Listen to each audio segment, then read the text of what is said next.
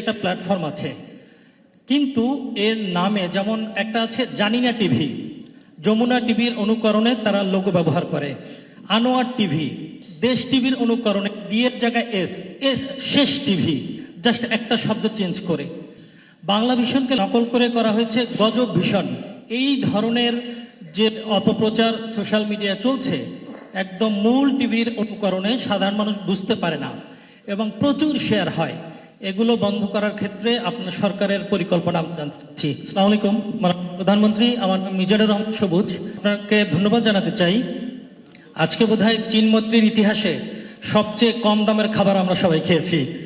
এটা আপনার সরকারের দামি জায়গায় কম দামের খাবার। জি জি, মানে আপনি যেভাবে চাচ্ছেন সেটি আমরা আজকে প্রতিফলন পেলাম এখানে। অনেকে হয়তো প্রত্যাশা করেছিল অনেক ভালো খাবার হবে, কিন্তু আপনার কমিটমেন্ট আপনি রক্ষা করছেন।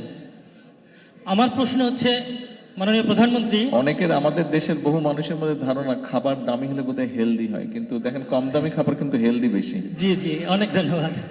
আমার প্রশ্ন হচ্ছে, মাননীয় প্রধানমন্ত্রী, বেশিরভাগ মিডিয়ারই এখন সোশ্যাল মিডিয়া একটা প্ল্যাটফর্ম আছে, কিন্তু এর নামে যেমন একটা আছে জানিনা টিভি, যমুনা টিভির অনুকরণে তারা লোগো ব্যবহার করে, আনোয়ার টিভি, দেশ টিভির অনুকরণে ডি এর জায়গায় এস, এস শেষ টিভি, জাস্ট একটা শব্দ চেঞ্জ করে বাংলা ভিশনকে নকল করে করা হয়েছে গজব ভিশন।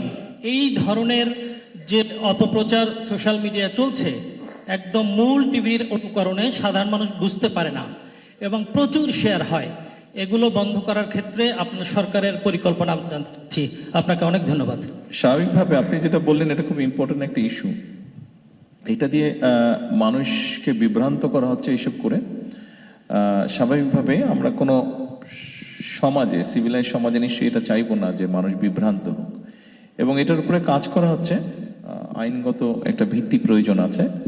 এই আইনটা কিভাবে কি হলে যারা সঠিক সত্য নিউজটা প্রকাশ করছেন তারা ক্ষতিগ্রস্ত হবেন না, কিন্তু যারা বিভ্রান্ত বা মিথ্যা বা অপপ্রচারের চেষ্টা করছে তারা আইনের দৃষ্টিতে সঠিকভাবে অপরাধী হিসেবে বিবেচিত হবে, সেটা চেষ্টা করা হচ্ছে তৈরি করার জন্য। আমরা মনে হয় শীঘ্রই, খুব শীঘ্রই না হলে মোটামুটিভাবে শীঘ্রই আমরা এটার ব্যাপারে হয়তো একটা পদক্ষেপ নিব।